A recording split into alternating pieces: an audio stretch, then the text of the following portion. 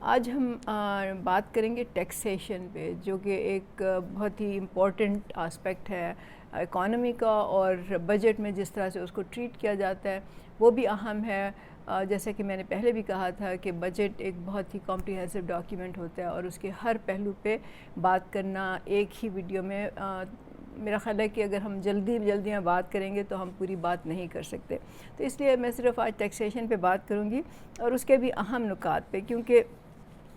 Taxation جو ہے وہ دولت کی ری ڈسٹریبیوشن کا ایک اہم ذریعہ ہے، اور اس کے ذریعے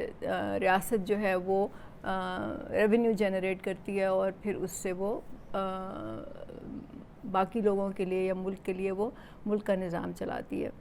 تو لیکن جو امپورٹنٹ بات ہے وہ یہ ہے سمجھنے کی کہ آپ جب بجٹ کو دیکھتے ہیں تو اس میں دراصل آپ کو جو بجٹ بنانے والے ہیں ان کے نظریاتی جھکاؤ کا اور ان کی ترجیحات کا پتہ چلتا ہے۔ اور جیسا میں نے پہلے بھی کہا تھا کہ بجٹ یا معیشت صرف نمبرز نہیں ہوتے، بلکہ اس کے پیچھے ایک نظریہ ہوتا ہے، اور اس نظریے کے مطابق پھر آپ اسٹریٹجی بناتے ہیں، اور اس اسٹریٹجی میں آپ جو آپ کی ترجیحات ہوتی ہیں آپ اس کو زیادہ امپورٹنس دیتے ہیں۔ تو اس جو بجٹ ہوتا ہے یا جو اکانومی ان جنرل ہوتی ہے، جو لوگ چلا رہے ہوتے ہیں اس سے ہمیں پتہ چلتا ہے کہ وہ کس ڈائریکشن میں لے کے جا رہے ہیں ملک۔ تو اس وقت جو ہم کرائسس سچویشن میں ہیں وہ ظاہر ہے کہ پچھلے 75 سال کی جو ہماری ڈائریکشن تھی یہ اس کا نتیجہ ہے، اور جو کہ ابھی پچھلے چند سالوں میں وہ بہت ہی خراب ہو گئی، اور اب ہم اس وقت کرائسس سچویشن میں ہیں۔ انفیکٹ یہ کہہ رہے ہیں لوگ کہ ہم پاکستان اس سے پہلے اتنی بری حالت میں کبھی نہیں تھا، جہاں کہ اب حکومت کو اپنا خرچہ چلانے کے لیے بھی قرضوں کی ضرورت ہوگی۔ تو جہاں تک ٹیکس کا سوال ہے، ٹیکس جیسے میں نے پہلے بھی کہا کہ ٹیکسیشن جو ہے وہ دولت کو ری ڈسٹریبیوٹ کرنے کا ایک ذریعہ ہے۔ مطلب آپ چند لوگوں کو دولت جمع کرنے دیتے ہیں یا اکٹھی کرنے دیتے ہیں یا دولت بنانے دیتے ہیں، لیکن پھر ریاست آتی ہے اور اس پہ وہ ٹیکس لگاتی ہے، اور اس ٹیکس سے پھر وہ ملک کا نظام چلاتی ہے یا عام لوگوں کی بھلائی کے لیے کوئی کام کرتی ہے۔ تو لیکن ٹیکس کی بھی جب ہم بات کرتے ہیں تو ٹیکس کو بھی آئسولیشن میں ہم نہیں دیکھ سکتے، کیونکہ ٹیکس صرف اس پورے سسٹم کا ایک ٹکڑا ہے، اور جب تک ہم اس کو ہولسم طریقے سے نہیں دیکھیں گے ہمیں اس کی پورے اس کا ہمیں سمجھ نہیں آئے گی یا ہم اس کو جج نہیں کر سکتے۔ لیکن بہرحال اس وقت جو گفتگو ہو رہی ہے وہ یہ ہو رہی ہے کہ ٹیکس جو ہے ٹیکس نیٹ کو بڑھانے کی ضرورت ہے۔ مطلب یہ کہ پاکستان میں بہت کم لوگ ہیں جو ٹیکس دیتے ہیں، تو بہت مطلب زیادہ لوگوں کو ٹیکس نیٹ میں لانے کی کوئی اسٹریٹجی ہونی چاہیے، کوئی طریقہ ہونا چاہیے۔ اب اس کے لیے جو ایک امپورٹنٹ بات ہے وہ یہ، مطلب یہ کوئی نئی بات کوئی نہیں کہہ رہا، یہ تو پچھلی پتہ نہیں کتنی دہائیوں سے یہ بات ہو رہی ہے۔ تو اصل میں بات یہ ہے کہ یہ ہوتا کیوں نہیں ہے، اور ہوتا اس لیے نہیں ہے کہ اس کے پیچھے پولیٹیکل ویل نہیں ہے، یا اس کا مطلب یہ ہے کہ جو لوگ سیاسی فیصلے کرتے ہیں، جو اسمبلیوں میں بیٹھے ہیں، وہ ان کا ارادہ ہی نہیں ہے یا ان کی خواہش ہی نہیں ہے، کیونکہ ان کے اپنے مفادات اس کے ساتھ جڑے ہوتے ہیں۔ تو اس پہ ہم تھوڑی سی بات کریں گے آج۔ اس میں بہت سے لوگوں نے باتیں کی، اور میں شبر زیدی صاحب جو کہ ایف بی آر کے چیئرمین بھی رہ چکے ہیں، انہوں نے کچھ امپورٹنٹ باتیں کی۔ انہوں نے کہا کہ ہماری جو معیشت ہے اس کے 4 میجر سیکٹرز ہیں، ایک ایگریکلچر ہے، اس کے ساتھ ہول سیل ریٹیل ہے، پھر ہمارا جو مینوفیکچرنگ کا ہے، اور پھر سروس ڈپارٹمنٹ ہے یا سروس سیکٹر ہے۔ تو انہوں نے کہا کہ ہر سیکٹر جو ہے اس کا اندازاً تقریباً اکانومی میں حصہ جو ہے وہ 25% ہے۔ تو اس کا مطلب ہے کہ یہ سب جو ہے 25% ان کا جی ڈی پی میں شیئر ہوتا ہے۔ لیکن جب ہم ٹیکس کی بات کرتے ہیں تو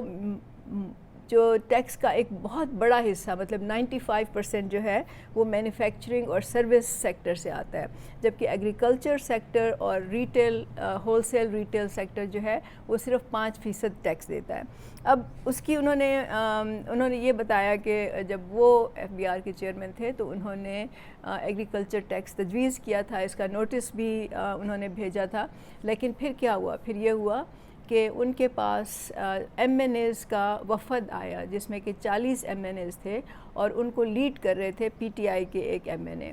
اب ظاہر ہے کہ شبر صاحب نے ان کے نام نہیں بتائے، اور انہوں نے کہا کہ آپ یہ ٹیکس جو ایگریکلچر پہ آپ نے ٹیکس لگایا آپ اس کو واپس لیں، ایگریکلچر انکم پہ جو ٹیکس لگایا ہے. اور انہوں نے پھر دھمکی دی کہ اگر ہم ایم این ایز نہیں رہیں گے تو حکومت بھی نہیں رہے گی. اب ہونا یہ چاہیے تھا میرا خیال ہے، ابھی تو شبر صاحب نے بات کر دی، لیکن اگر اسی وقت ان ایم این ایز کے نام پبلک کو بتا دیے جاتے اور شبر صاحب ایکسپلین کرتے کہ اس کے پیچھے مطلب وہ کیوں یہ اکامپلش نہیں کر سکے، تو ہو سکتا ہے کہ اس کا کچھ نتیجہ بہتر ہوتا ہے. لیکن پرابلم یہ ہے کہ شبر صاحب نے شاید یہ اس لیے نہیں کیا کیونکہ جو پورا جو آپ کا پولیٹیکل ایلیٹ ہے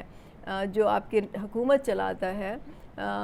اس کے جو لوگ ہیں وہ سارے تقریباً اسی مائنڈ سیٹ کے ہیں، اور ان کو چیلنج کرنے کا کوئی فائدہ اس وقت تک نہیں ہو سکتا جب تک کہ عام لوگ جو مڈل کلاس اور محنت کش طبقے سے تعلق رکھتے ہیں، جب تک ان لوگوں کو کچھ معیشت کی سمجھ نہیں آئے گی، جب تک کہ وہ خود جو ہیں وہ ان کو چیلنج کرنے کے قابل نہیں ہوں گے. میرا مطلب ہے ایم این ایز اور ایم پی اوز کو چیلنج کرنے کے. لیکن پرابلم کیا ہے؟ پرابلم یہ ہے کہ جو عام لوگ ہیں، جو مڈل کلاس محنت کش طبقے کے لوگ ہیں، وہ تو خود ان M N Es M P Es کے پیچھے بھاگتے ہیں. مطلب وہ خود ان کی منت سماجت کرتے ہیں، ان کے سامنے ریکویسٹ کرتے ہیں، سر جھکاتے ہیں، اور پھر اگر انہوں نے کوئی تھوڑے بہت ان کے لیے کام کر دیے ہوں، کوئی نوکری دے دی ہو، کوئی تھانے کچہری کا کام کر دیا ہو، یا کوئی اور ان کے لیے فیور کر دی ہو، کوئی ان کا مسئلہ حل کر دیا ہو، یا کوئی راشن تقسیم کیا ہو، کوئی گلی محلے کا کام کیا ہو، تو یہ جو عام لوگ ہیں یہ پھر ان کے زیر احسان آ کے تو یہ ان کو چیلنج نہیں کرتے. اور پرابلم یہ ہے کہ جب تک یہ مائنڈ سیٹ رہے گا اور لوگ اسی طرح سے بیہیو کرتے رہیں گے، اور جو بڑا ایک پکچر ہے، جو بگر انٹرسٹ ہے ملک کا، قوم کا، اور ان کا اپنا جو بگر انٹرسٹ ہے، جب تک اس کو نہیں سمجھیں گے، یہ اسی طرح چھوٹی چھوٹی چیزوں کے لیے، چھوٹے چھوٹے فائدے کے لیے یہ ان M N Es M P S کو نہ صرف ان کو سپورٹ کرتے رہیں گے، ان کے لیے آپس میں لڑتے رہیں گے، بلکہ یہ کہ یہ خود بھی خوار ہوں گے، اور ان کی آئندہ نسلیں بھی جو ہے وہ کوئی ان کی بہتر زندگی نہیں ہو سکتی. تو یہ ایک، اور اگر ایسا ہوتا کہ ہماری پبلک جو ہے وہ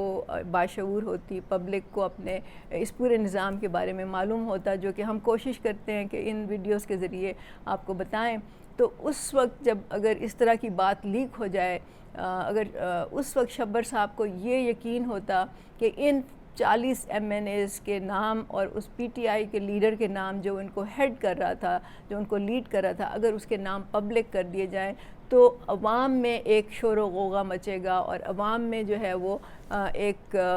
پروٹیسٹ ہوگا، یا عوام اس پہ غصے میں آئیں گے اور وہ ڈیمانڈ کریں گے کہ ایگریکلچر ٹیکس لگنا چاہیے، تو شاید وہ کر بھی دیتے. لیکن کیونکہ ہمارے عام طور سے جو عام لوگ ہیں وہ سوئے ہوئے ہیں، یا وہ اتنے ان کے پاس نالج نہیں ہے، وقت نہیں ہے، جو بھی وجہ ہے وہ نہیں کرتے، تو اس وجہ سے یہ چیزیں جو ہیں اس طرح ہی چلتی رہتی ہیں، اس کا کوئی فائدہ نہیں ہوتا. اچھا، اس کے بعد انہوں نے بات کی جو ہول سیل ریٹیل سیکٹر ہے، اس کا کیا پرابلم ہے. انہوں نے کہا کہ میں نے اس پہ بھی ٹیکس لگانے کی کوشش کی اور نوٹس بھیجا، لیکن پرابلم یہ ہے کہ ایک تو اس وقت اسٹیبلشمنٹ کی طرف سے ریزسٹنس آئی، اور دوسرا یہ کہ جو پی ایم ایل این ہے اس کا ووٹ بینک جو ہے وہ اسی کمیونٹی میں ہے، مطلب ریٹیل ہول سے جو تاجر کمیونٹی ہے، جو ٹریڈرز ہیں ان میں ہے، اور اس لیے اس طبقے کو نہیں چھیڑا جا سکتا کیونکہ اس کی پولیٹیکل ریمیفیکیشنز ہوتی ہیں. اب ظاہر ہے ٹیکس ہے، ٹیکس کا معاملہ پیسے سے ہے، پیسے کا معاملہ لوگوں کی زندگی سے ہے، تو جہاں جہاں کسی کے مفادات کو ہٹ کیا جاتا ہے، یا اس کو وہ سمجھتے ہیں کہ اس کی پرسیپشن یہ ہوتی ہے کہ اس میں ان کا نقصان ہوگا، تو وہ پھر آگے ڈٹ کے کھڑے ہو جاتے ہیں. اور جتنا طاقتور وہ طبقہ ہوتا ہے، یا وہ سیکشن ہوتا ہے کمیونٹی کا یا سوسائٹی کا، اتنا ہی اس کا پریشر بھی زیادہ ہوتا ہے. تو ظاہر ہے کہ ٹریڈرز یا جو آپ کے ہول سیلرز ہیں، ان کی اتنی پاور ہے، ان کی اتنی پولیٹیکل کلاؤٹ ہے ان کا، کہ وہ اپنے اوپر کوئی نہیں ضرب آنے دیتے. لیکن اس کا ایک اور پہلو بھی ہے. ایک اور پہلو یہ ہے کہ ٹیکس کا نظام اتنا کمپلیکس ہے، اور یہ میں نے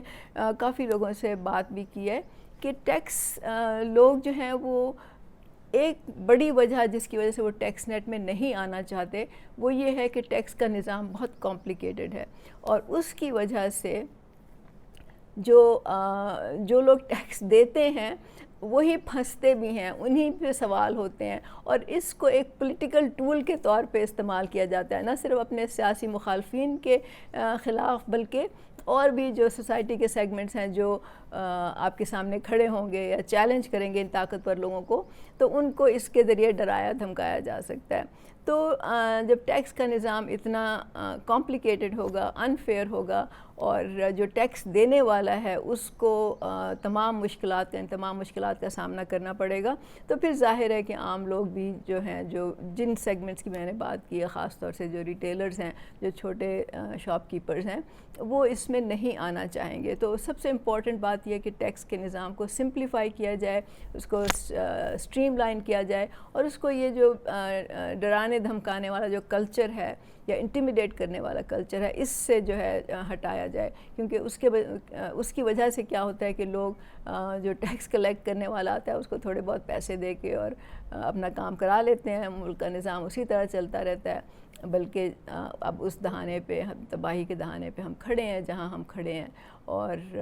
اس کو اگر ہم اس وقت ٹھیک نہیں کریں گے تو پھر آئندہ آئی ڈونٹ نو کہ کیا ہوگا۔ تو یہ آپ سوچئے، اور اگر آپ کو یہ چینل پسند ہے تو اس کو سبسکرائب کرنا نہ بھولیے۔ بہت شکریہ۔